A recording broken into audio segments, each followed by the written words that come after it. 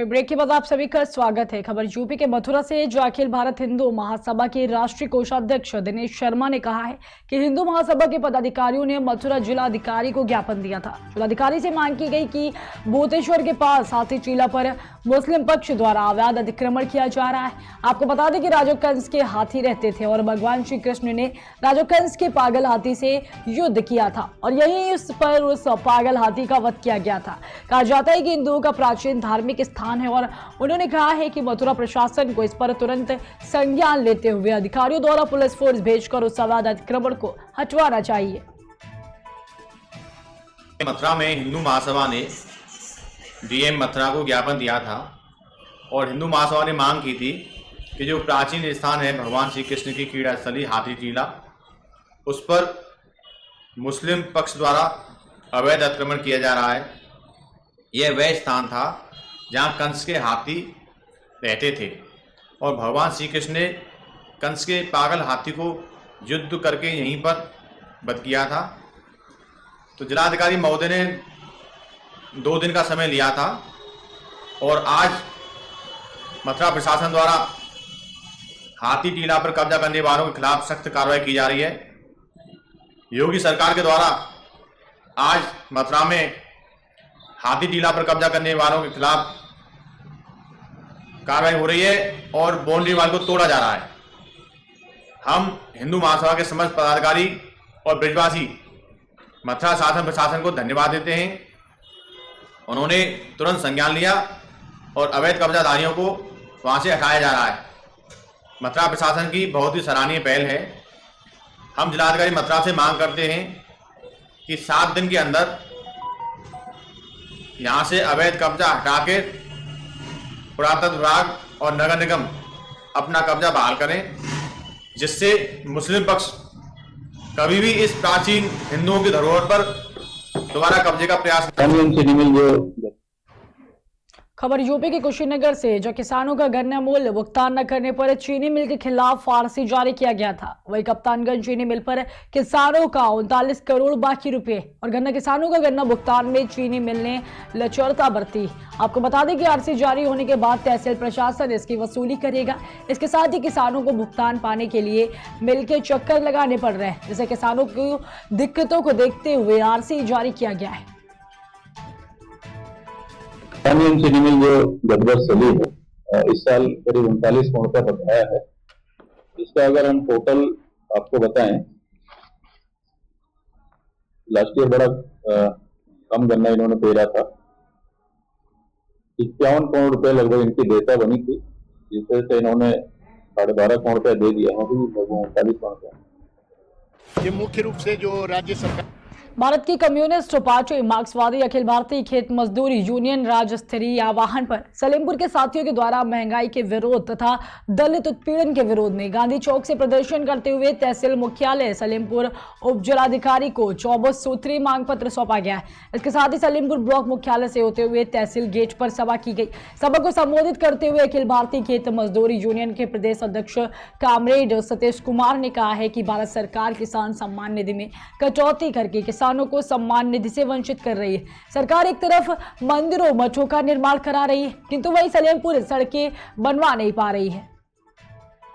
ये मुख्य रूप से जो राज्य सरकार और केंद्र सरकार ने गैस के दामों में जो वृद्धि किया है और जो उत्तर प्रदेश सरकार ने बस के दामों में जो वृद्धि किया था और बिजली में जो प्रस्तावित है 23% वृद्धि को, इसको लेकर के आज हम लोगों ने पूरे उत्तर प्रदेश के पैमाने पे ये प्रदर्शन और धरना के माध्यम से हम लोगों ने उप जिलाधिकारी सलेमपुर को ज्ञापन दिया।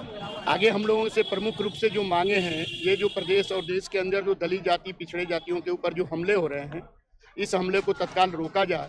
और विशेष करके आप देख रहे हैं कि सरकार बनने के बाद गौ पशु के नाम पर, गौ तस्कर के नाम पर जो अल्पसंख्यक समुदाय के लोगों की हत्या हो रही है। आप मेवाड़ के अंदर, हरियाणा में आपने देखा, अभी 2-3 दिन पहले आपने सिवान के अंदर देखा, पशु चोरी के नाम पर ये अल्पसंख्यक समुदाय के ऊपर जो हमले हो रहे हैं, तत्काल इसको रोका जाना चाहिए। और देश के अंदर जो मनरेगा का सवाल है, उस मनरेगा मजदूरों को काम मिले, उनकी जो मजदूरी है, जो मुख्य रूप से साल में 200 दिन काम 600 रुपया मजदूरी दिया जाए। और जो राशन प्रणाली है, उसके तहत गाँव के अंदर जो तमाम गरीब और कमज़ोर लोगों का राशन कार्ड में नाम काट दिया गया है या छूट गया है उन सारे लोगों का राशन कार्ड में नाम शामिल किया जाए। और जो सरकार ने कोरोना काल के अंतर्गत अतिरिक्त इनको राशन देने की जो व्यवस्था किया था, उस राशन को ये सरकार रोकने जा रही है।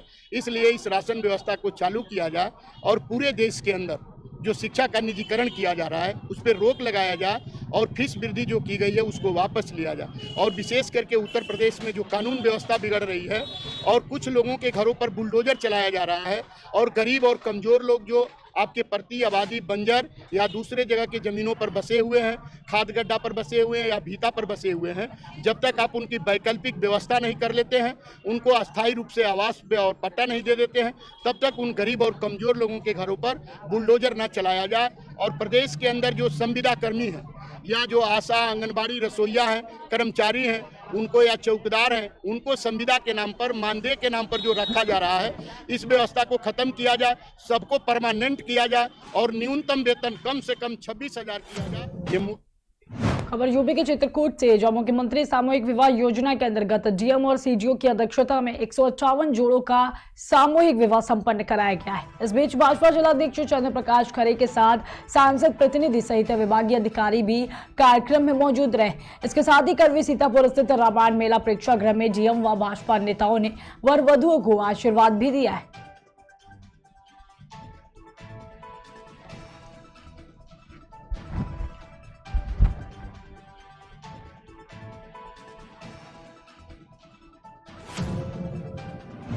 मेदावल तहसील में कार्यरत लेखपाल अश्विनी कुमार मिश्रा को एंटी करप्शन टीम ने घूस लेते रंगों हाथ पकड़ा है। मेदावल से एक चाय की दुकान से हुई गिरफ्तारी टीम लेकर बखेरा थाने पहुंची थी। जमीनी बंटवारे में रिपोर्ट लगाने के एवज में 50,000 का घूस लेते गिरफ्तार किया गया है। इसके साथ ही शिकायतकर्ता जुमरे निवास गोरखपुर के निवासी बताए जा रहे हैं। रिपोर्ट लगाने के एवज में शिकायतकर्ता से 50,000 घूस ले रहे थे। एंटी करप्शन गोरखपुर की टीम ने उन्हें रंगों हाथों पकड़ा है। इसके साथ ही बखेरा थाने पर विविध कार्रवाई की जा रही है। बता दें कि मेदावल तहसील में लेखपाल अश्विनी कुमार मिश्र तैनात हैं।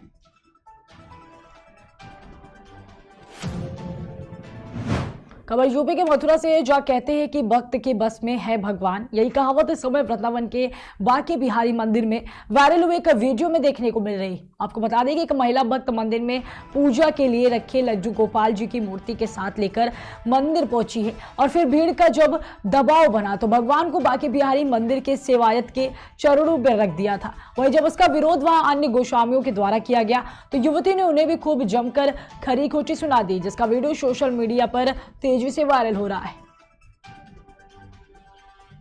लड़की एक आई हुई है, ठाकुर जी को पाँव में रख रही है। हमने उसको समझाया ठाकुर जी को पाँव में ये जगह शुद्ध है, मैं रख सकती हूँ, मैं इसके लिए अपने बाप तक लड़ता हूँ। क्या हमारा परमात्मा इतना सरल है कि वो कहीं पर भी किसी के भी पैरों में रखा जा सकता है?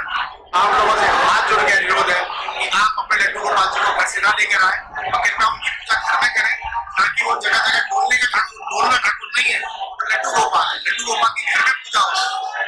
आप सबसे निवेदन है अपने गोपाल को अपने घर में रखें, मंदिरों में ना लाए। अभी उस लड़की के ठाकुर जी जमीन पर गिर गए, उसके बाद उसको उठाकर लोगों के पाँव पर रख दिए। क्या उचित है? क्या उचित है? तो लड़की एक आई।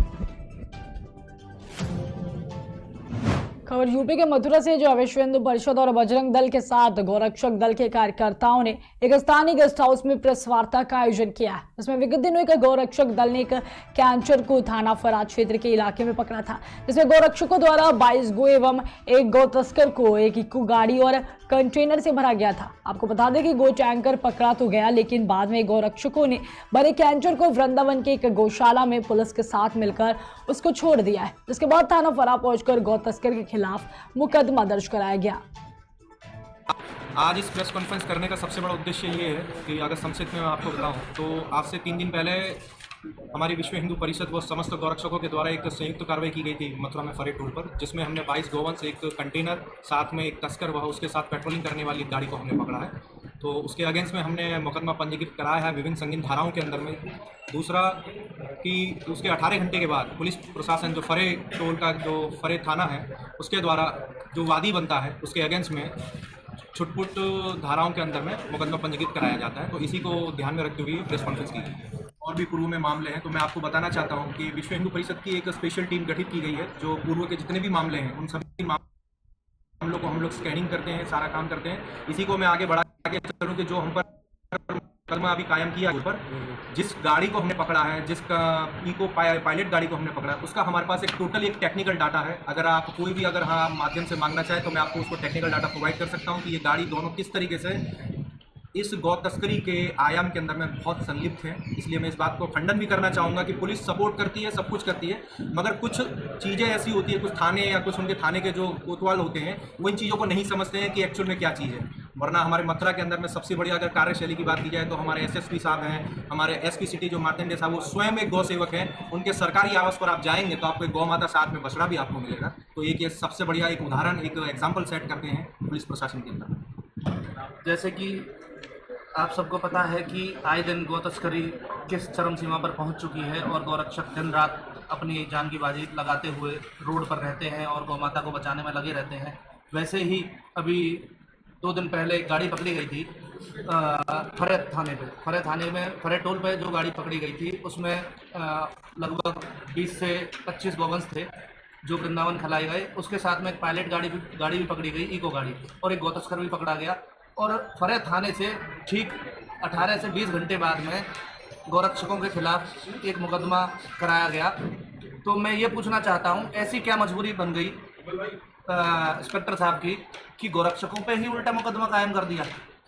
वो भी उसमें वादी वो है जो गौ तस्कर हजारों की संख्या में गौ माता को काटता आया है और जो मौके पर बरामद किया, उस गौवंश भी बरामद हुए, गाड़ी भी बरामद हुई, असला भी बरामद हुआ, सारी चीज़ें बरामद हुई और उसने गोली भी चलाई वहाँ पर, सारी चीज़ें।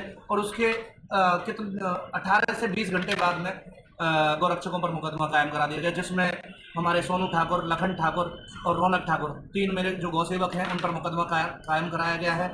तो बस यही मैं अपील करता हूँ कि ये मुकदमा वापस जल्दी से जल्दी लिया जाए, अन्यथा विश्व हिंदू परिषद रोड पर देखेगा, आपको आंदोलन करेगा। पूरा जितने भी गौरक्षक हैं वो आपको रोड पर देखेंगे। मैं कहना चाहूँगा, इस तरीके से ये मुकदमे हो रहे हैं गौरक्षकों पर, इसकी कड़ी निंदा करूँगा।